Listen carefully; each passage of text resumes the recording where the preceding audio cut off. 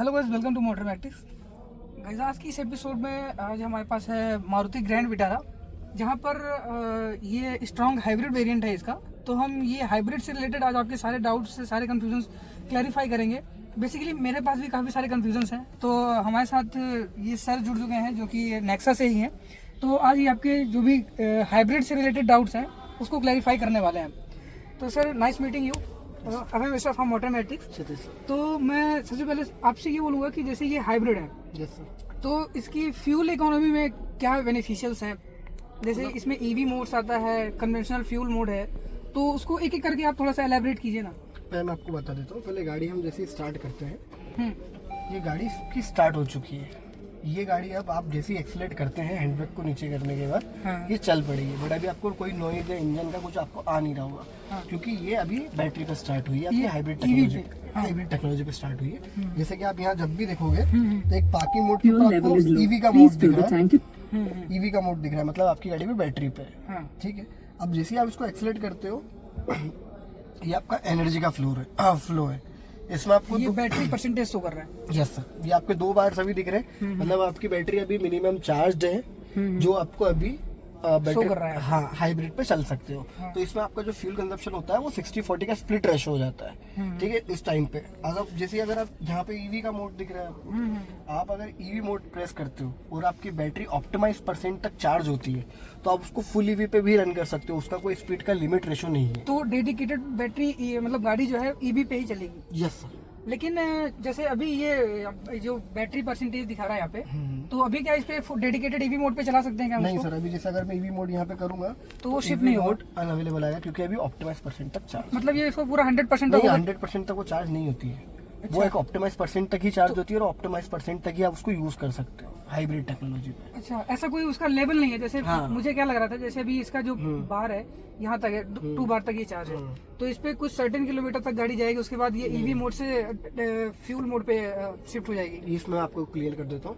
जैसे क्या होता है सर, जैसे ये ऑप्टिमाइज % से थोड़ा सा ओवरफ्लो होने लगती है, ओवर चार्ज होती है, तो ये खुद ब खुद ही सेंस करके अपने आप, जैसे आपने ईवी मोड दबाया तो ये फिर बैटरी पे आ जाती है। बट जैसे उसकी बार नीचे होती है ऑप्टिमाइज % से वो नीचे जाती है, तो वो स्विच होके इंजन पे आ जाती है, और उससे आपकी बैटरी चार्ज होती रहती है। अच्छा। हाँ। और बैटरी की ऑप्टिमाइजेशन कैसे बढ़ा सकते हैं अपन? मतलब जब आपकी गाड़ी चलती है, इस पे 5 कंपोनेंट्स होते हैं वैसे तो, इंजन, मोटर और आपका बैटरी, और एक मोटर्स जो होती हैं वो पूरी आपको इसमें सेटअप करती है। इसमें क्या होता है सर, जब भी आप गाड़ी रन कर रहे होते हो, अब इसमें क्या टेक्नोलॉजी है, इंटेलिजेंट स्मार्ट हाइब्रिड जो होती है, IVH सेंस करती है। जैसे आप फॉर एग्जांपल आप ट्रैफिक में फंस गए, अब आपको क्या होता है, ऑटोमेटिक गाड़ी आप क्लच ब्रेक यूज कर रहे हो, सॉरी ब्रेक और एक्सीलरेट यूज कर रहे हो, तो उसमें क्या करती है, सेंस करती है कि ये ट्रैफिक में है, तो ये खुद ब खुद अपने आप बैटरी पे आ जाती है। उसमें आपका फ्यूल कंजप्शन कम हो जाता है। जैसे हम ट्रैफिक में फंस जाते हैं, तो हमारा फ्यूल कंजप्शन कैसा जाता है कि मतलब बिल्कुल नीचे हो जाता है, नॉर्मल पेट्रोल गाड़ी में, डीजल गाड़ी में। हाँ, जैसे वो नॉर्मल अपन इसकी MID वगैरह पे चेक करते हैं, अगर गाड़ी 15-14 का माइलेज दिखा रही है, जब अपन जैसे सर्टेन ट्रैफिक पे होते हैं भयंकर वाले में, तो वो 7 से 8 में आ जाता है। हाँ, बट तो इसमें ऐसा वहाँ नहीं पे ये गाड़ी जो है ऑटोमेटिकली सेंस करती है उस चीज को कि गाड़ी की जो है कंटिन्यूअस ब्रेकिंग और एक्सेलरेटिंग मतलब होता। हाँ, उसको हो रहा है, combination तो फिर वो उसको ईवी मोड पे शिफ्ट कर लेती है। Yes sir. हाँ, तो वहाँ पे अपना जो फ्यूल कंजम्पशन है वो कम हो जाता है। और इसमें आपको कुछ करने की जरूरत नहीं पड़ती है, खुद ब खुद ही सेंस करके खुद ही हो जाती है। हाँ। मतलब आपको कोई पर्टिकुलरली बार बार बटन नहीं दबाना है। और ये ऑप्टिमाइज इसका लेवल शो करता है क्या कि अभी बैटरी जो है ऑप्टिमाइज्ड है, हम इसको ईवी मोड पे शिफ्ट कर लें?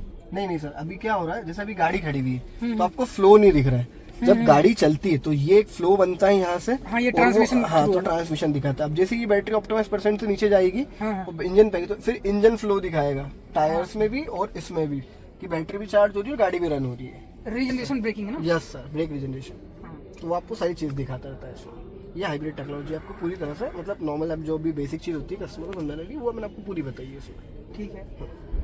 तो ठीक है, अभी तो ये अपने आप अब इंजन पे आ गई, जैसे आपकी बैटरी लो हुई। हाँ, मतलब अभी ये बैटरी परसेंटेज जो है इसका कम हुआ है, हाँ। तो गाड़ी ऑटोमेटिक जो है वो इंजन पे शिफ्ट हो गई है, और इसके थोड़ा सा नॉइज भी फील होने लगा। हाँ, अभी इंजन थोड़ा सा स्टार्ट हुआ है। बट जब आप इसको डेली रूटीन में रन करते हो और ड्राइव करते हो ना, हाँ। तब आपको इसकी कोई आवाज नहीं आती इंजन की। 0 to लो एमिशन वाला आपका पूरा मिलता है। और यहाँ पे ये ग्राफिक के थ्रू शो भी हो रहा है कि जो Yes, sir. पावर जो है वो इंजन से जा रही है। हाँ, और यहाँ से आप देखोगे तो वो मोड भी हट चुका है। वो ईवी मोड जो वहाँ पे था, इको मोड नॉर्मल फ्यूल वाले में आ गया। हाँ, यहाँ पे आपके ड्राइविंग मोड्स भी है, आप यहाँ से अपने हिसाब से उसको कन्वीनियंस कर सकते हैं। इको स्पोर्ट नॉर्मल ऐसा क्या? नॉर्मल मोड, ये पावर मोड जिसमें आपकी एक्स्ट्रा पावर मिलती है आपको गाड़ी के लिए। हाँ। और ये इको मोड, इसमें फ्यूल इकोनॉमी वगैरह Yes, sir. मेंशन।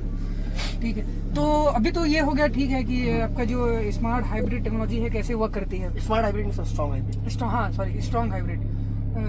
तो अभी जो नॉर्मल ग्रैंड विटारा है, तो स्ट्रॉन्ग हाइब्रिड से कितनी महंगी है? स्मार्ट हाइब्रिड और इसमें दो तरह के वेरिएंट आते हैं सर। जिसमें भी हम बैठे हैं ये अल्फा प्लस है, स्ट्रॉन्ग हाइब्रिड का टॉप एंड वेरिएंट। नहीं तो वो उसमें विदाउट मतलब हाँ, वो जो नॉर्मल जो आती है, नॉर्मल अल्फा भी तो होगा। नॉर्मल अल्फा जो आता है वो स्मार्ट हाइब्रिड आता है, जहाँ आप बैठे हो को पैसेंजर ड्राइवर के नीचे एक छोटी सी बैटरी का सेटअप होता है। उसके सिर्फ 3 ही काम होते हैं, ब्रेक रिजनरेशन, टॉर्क असिस्ट, और दूसरा आपका तीसरा आपका जो होता है वो आपका मैं भूल गया हूँ क्या था तीसरा, एक और आपका ब्रेक रिजनरेशन, टॉर्क असिस्ट और आइडल स्टार्ट स्टॉप। अच्छा, आइडल स्टार्ट, वो ट्रैफिक में अगर कुछ सेकंड तक गाड़ी नहीं आइडल खड़ी रहेगी तो अपने बंद आपने अगर सीट बेल्ट लगाया है, अच्छा, और आपके चारों गेट्स बंद है प्रॉपर्ली, और आपका बोनट या डिक्की कुछ भी नहीं खुला है, और आपने जाके गाड़ी सिग्नल या कहीं भी ट्रैफिक में न्यूट्रल करके आपने क्लच और ब्रेक से पैर हटा लिया, गाड़ी न्यूट्रल करके, तो गाड़ी अपने आप बंद हो जाएगी। और आपको फिर उसको जैसे ही स्टार्ट करना तो आप हल्का सा एक्सीलेट कर दीजिए तो फिर चालू हो जाएगी। जब भी आप गाड़ी बंद करोगे उसको स्मार्ट हाइब्रिड को, तो यहाँ पे लिखा आएगा आइडल स्टार्ट स्टॉप, इतना एमएल आपने करके वैसा कुछ सैंपल भी बन के आता होगा। यस सर, हाँ, तो उसमें आपको फिर यहाँ पे दिखा दिया जाएगा कि आपने पूरी ड्राइविंग के थ्रू आपने इतना एमएल पेट्रोल बचाया है, वो आपका पेट्रोल कंजप्शन भी बताती है। ठीक है, तो आज मतलब जो है वो स्मार्ट हाइब्रिड और स्ट्रॉन्ग हाइब्रिड में डिफरेंस भी है बहुत ज्यादा है ना, प्राइस वो भी पता चल गया आप लोगों को। मतलब मुझे हाइब्रिड का मतलब वही समझ में आता था कि ईवी वाला मोड भी होगा। 3 तरह की हाइब्रिड होती है सर, माइक्रो हाइब्रिड भी आती है। अच्छा, और एक माइल्ड हाइब्रिड भी होता है। माइल्ड हाइब्रिड वही स्मार्ट हाइब्रिड।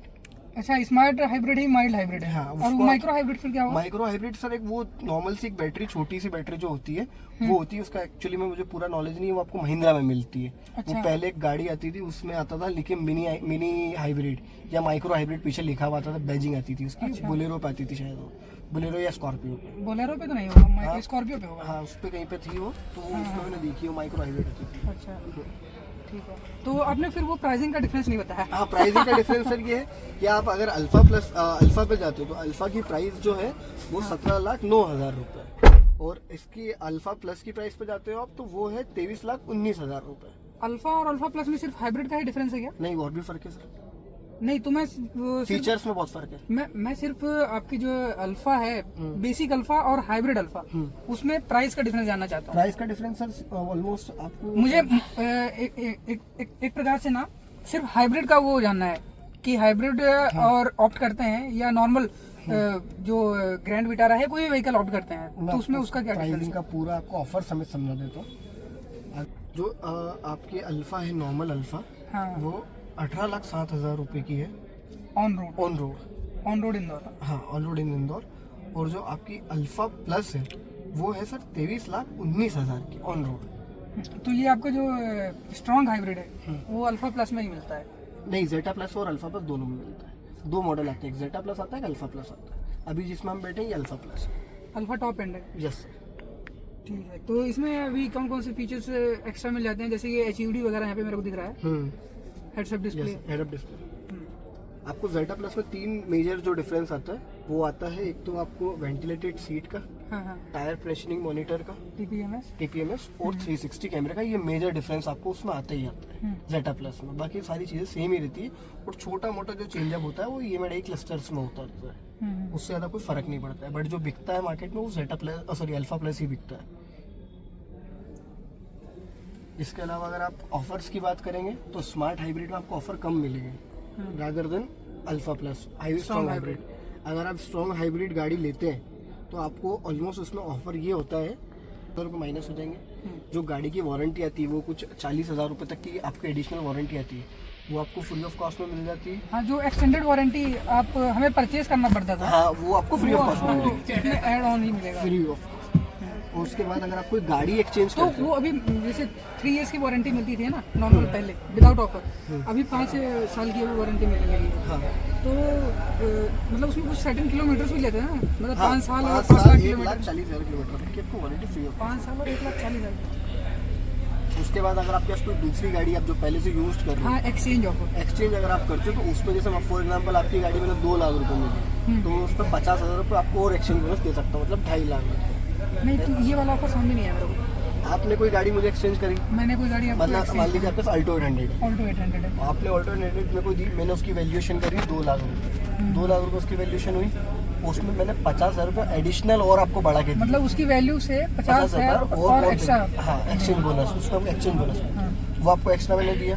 उसके बाद अगर आपकी कोई गाड़ी बहुत पुरानी जिसमें स्क्रैप में जा रही है, आरटीओ खत्म हो चुका है, रिन्यूअल कराना पड़ेगा, अगर आप वो गाड़ी मुझे देते हो तो मैं उसमें 55,000 रुपये तक का आपको ऑफर दे सकता हूँ सर। दूसरी चीज़ 55,000 के ऑफर के बाद, मतलब गाड़ी जैसे 2 लाख की लीजिए तो उसमें 55,000 और आपको आरटीओ में 25% और छूट मिल सकती है उसमें, ये अगर आप गाड़ी कोई स्क्रैप पर ली देते हो तो। और उसकी वैल्यू मिलेगी वो अलग। वो अलग, अच्छा, मतलब उसकी वैल्यू मिलेगी, उसमें 55,000 का Add-on डिस्काउंट हो मिलेगा जाएगा। और रजिस्ट्रेशन में 25% तक का ऑफ भी हो जाएगा। तो ये तो काफ़ी बड़ी डील हो जाएगी फिर। अगर कोई स्क्रैप में गाड़ी देते हो तो। और अगर आप कोई ओल्ड कार देते हो डीजल मॉडल में तो उसमें एडिशनल और 25,000 रुपये और ऐड ऑन कर सकते हैं, 50 प्लस 25। ये मारुति की गाड़ियाँ ही बस हम एक्सचेंज कर सकते हैं या नहीं, फिर आप अदर व्हीकल कोई सा भी कोई भी एक्सचेंज कर व्हीकल सकते हम हैं। एक्सचेंज कर सकते हैं ना? यस, बट अगर आप कोई डीजल गाड़ी देते हो मेरे को एक्सचेंज में, तो मैं आपको 50 के साथ साथ 25 और ऐड ऑन करके दे सकता हूँ उसमें, मतलब 75,000। जैसे फॉर एग्जाम्पल मेरे को स्विफ्ट डिज़ायर थी, हाँ। उसकी वैल्यू मैंने लगाई 3 लाख रुपए, 3 लाख में मैंने आपको 50,000 का एडिशनल बोनस तो दिया ही था, एक्सचेंज बोनस, बट वो डीजल थी तो मैंने 25,000 रुपये आपको और एडिशनल दी। अच्छा, मेरे पास महिंद्रा कमांडर है, हाँ ठीक है, महिंद्रा कमांडर समझते हो आप? हाँ, वो पुरानी बड़ी सी जो जीप टाइप में जो जीप रहती आती है, तो उसमें आप उसका कितना वो तो वैल्यूएशन करना पड़ेगा सर। वैल्यूएशन छोड़ दो आप, हाँ, वैल्यूएशन के अलावा मतलब मतलब वैल्यूएशन तो ठीक है, उसकी जो भी वैल्यू होगी 50-60 हज़ार वो तो रहेगा ही। हाँ, उसके में 55,000 का आप डिस्काउंट दोगे क्या? उस पर अगर स्क्रैप में जा रही होगी तो 55,000 वो हाँ। और 25,000 रुपये आपको और एडिशनल दूंगा क्योंकि वो डीजल है। अच्छा, हाँ 75,000 ये हो जाएगा प्लस उसकी वैल्यू अलग हाँ, करना पड़ेगा, छोटू लगता है।